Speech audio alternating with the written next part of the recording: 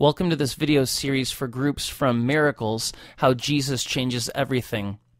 We're looking at week 3, an unplanned healing. And it comes from Mark chapter 5, where Jesus heals a woman, and we're introduced to her in verse 25. It says, "And a woman was there who had been subject to bleeding for 12 years. She had suffered a great deal under the care of many doctors, and had spent all she had, yet instead of getting better, she grew worse."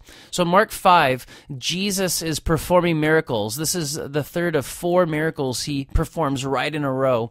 And he's just agreed to go and help a little girl who's about to die. And on his way to help this little girl, there's just a bunch of people around him, and they're pushing him, and they're all trying to touch Jesus. They're trying to get a miracle from Jesus. And we meet this woman who had this bleeding issue for 12 years. She had a menstrual problem, disorder that had plagued her for so much of her life.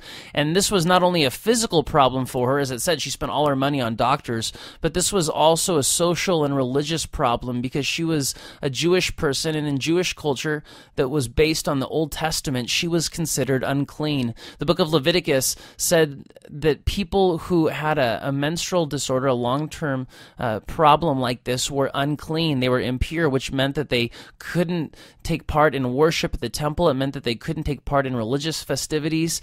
And beyond that, they were just sort of socially considered unclean. Anything she touched, anything she sat on became unclean, including any person that she touched.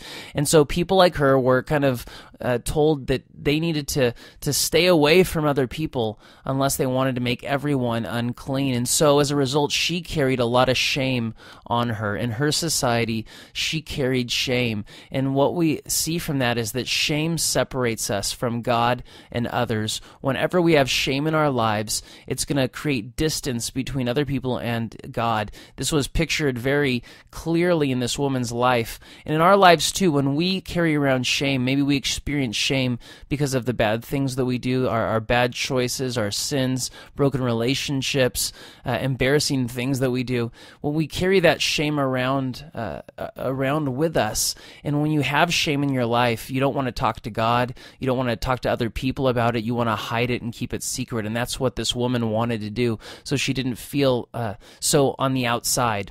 So in your group, discuss this question. In our culture, what kinds of things bring shame on people?